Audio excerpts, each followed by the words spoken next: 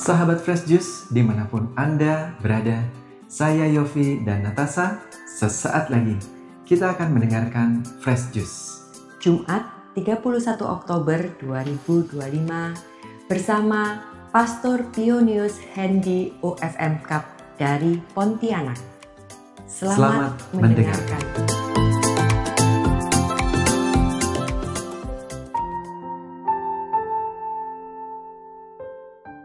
Salam jumpa para pemirsa setia Daily Fresh Juice dimanapun Anda berada. Senang bisa bertemu pada akhir bulan Oktober. Tidak terasa kita akan segera memasuki bulan November tahun 2025. Waktu berjalan begitu cepat, bukan? Ya, pada hari ini kita akan merenungkan sabda Tuhan yang diambil dari Injil Lukas bab 14 ayat 1 sampai dengan 6. Yuk kita baca dan renungkan bersama. Pada suatu hari Sabat, Yesus datang ke rumah salah seorang pemimpin orang-orang Farisi untuk makan di situ. Semua orang yang hadir mengamat-amati dia dengan saksama. Tiba-tiba, datanglah seorang yang sakit busung air berdiri di hadapannya. Lalu Yesus berkata kepada para ahli Taurat dan orang-orang Farisi, "Bolehkah menyembuhkan orang pada hari Sabat atau tidak?" Tetapi mereka semua diam saja. Lalu Yesus memegang tangan si sakit itu dan menyembuhkannya dan menyuruhnya pergi. Kemudian ia berkata kepada mereka, "Siapakah di antara kalian yang anak atau lembunya terperosok ke dalam sebuah sumur, tidak segera menariknya keluar meski pada hari Sabat?" Mereka tidak sanggup membantahnya. Demikianlah sabda Tuhan. Bapak, Ibu, saudara-saudari, dan teman-teman kaula muda yang dikasihi Tuhan, penyembuhan orang sakit busung air yang kita dengarkan dalam bacaan Injil hari ini sebenarnya menunjukkan bahwa cinta kasih Allah lebih tinggi daripada hukum seremonial. Anak manusia adalah Tuhan atas hari Sabat. Demikian kata Tuhan Yesus sebenarnya dalam Injil Lukas bab 6 ayat 5. Ketika Yesus menjawab orang-orang Farisi dan ahli Taurat dengan jawaban ini, "Siapa di antara kamu yang tidak akan menolong anaknya atau lembunya yang terperosok ke dalam sumur sekalipun pada hari Sabat?" Tuhan Yesus menunjukkan bahwa perbuatan kasih tidak dapat dibatasi oleh aturan ritual.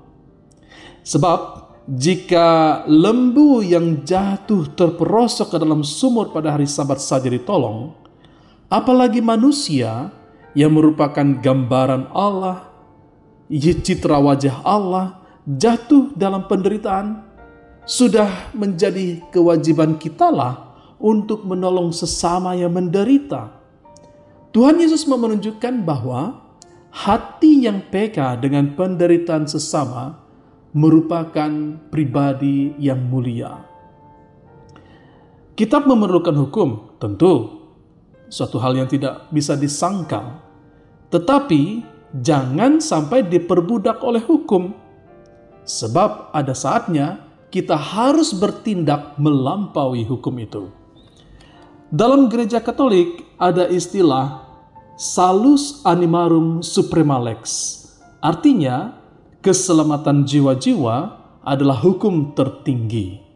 Nah, pendasaran ini maupun prinsip ini ada dalam Kitab Hukum Kanonik nomor 1752. Yang intinya menyatakan bahwa segala peraturan, disiplin, norma-norma gereja maupun sikap liturgis, kemudian administrasi gereja, serta hukum moral, itu bukan menjadi tujuan utama dalam dirinya sendiri, melainkan mengarah pada satu tujuan puncak, yaitu semuanya ada demi keselamatan jiwa-jiwa. Artinya, melalui segala peraturan, disiplin, norma-norma gereja, itu hendaknya semakin mendekatkan orang dengan Kristus, agar pribadi tersebut menerima rahmat-Nya dan diselamatkan untuk kehidupan yang kekal. Oleh karena itu, keputusan-keputusan haruslah demi keselamatan seseorang dan bukan menghalanginya. Hukum Allah hendaknya dilaksanakan dalam roh kasih dan semangat belas kasihan, bukan semata-mata taat secara legalistik. Itu berarti para saudara-saudari yang terkasih, ketika kita menerapkan hukum the gereja dalam kehidupan kita, kita tahu bahwa ini demi kebaikan keselamatan jiwa yang kita bantu. Inilah sikap kasih Yesus. Dia mengasihi melampaui apa yang tertulis dalam hukum Taurat. Oleh sebab itu, apa yang bisa kita pelajari dari Injil hari ini? Yang pertama, tidak ada waktu yang salah untuk berbuat baik. Setiap saat kita bisa berbuat baik. Justru yang salah adalah ketika kita tidak berbuat apa-apa. Banyak orang yang tahu bahwa ada kesalahan, ada penderitaan, tetapi mereka tidak melakukan sesuatu. Disitulah kesalahan sebenarnya. Tetapi ketika kita melihat penderitaan pribadi seorang pribadi, dan kita tahu mungkin dilarang untuk membantu orang jenis ini, tetapi kita tetap melakukannya dengan sepenuh hati, semangat pelayanan seperti Kristus.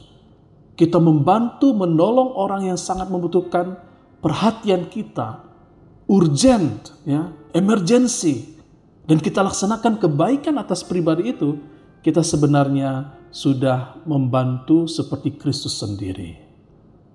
Itu yang pertama, tidak ada waktu yang salah untuk berbuat baik. Yang kedua, bertindak dengan kasih. Tuhan Yesus telah menunjukkan contoh bahwa dengan menyembuhkan orang yang penyakit busung air itu, dia menunjukkan kasih yang besar, perbuatan nyata tanpa pamrih. Ketika kita menolong seseorang, kendati kita tidak memiliki yang lebih dalam kehidupan kita, tetapi kita berkata kepada diri kita, ya, saya memang tidak punya kelebihan banyak, tetapi apa yang saya punya saya akan berikan kepada pribadi yang memerlukan ini. Nah, pribadi seperti ini sesungguhnya adalah pribadi yang berhati mulia.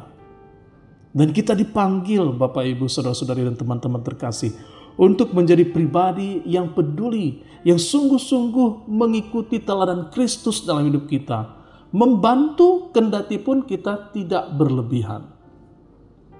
Yang ketiga, hari Sabat atau hari Minggu dalam pengertian kita adalah waktu untuk mengasihi dan melayani. Bukan hanya menyembah Allah di gereja, tetapi juga untuk melayani sesama ketika kita keluar dari gedung gereja. Hari Minggu seharusnya menjadi hari doa dan pelayanan. Ekaristi yang kita sambut di dalam gereja seharusnya menghasilkan buah ketika kita keluar dari gedung gereja. Inilah sikap-sikap di mana kita mau meneladani Kristus, berbelas kasih tanpa batas waktu. Mau berbelas kasih kepada sesama, siapapun dia yang ada di depan kita. Semoga dengan melakukan ini, kita diberkati berlimpah-limpah oleh Tuhan. Tuhan memberkati. Amin. Sahabat Fresh Juice, kita baru saja mendengarkan Fresh Juice. Jumat 31 Oktober 2025. Terima kasih kepada Pastor Pio untuk renungannya hari ini. Sampai berjumpa kembali dalam Fresh Juice edisi selanjutnya. Salam Fresh Juice.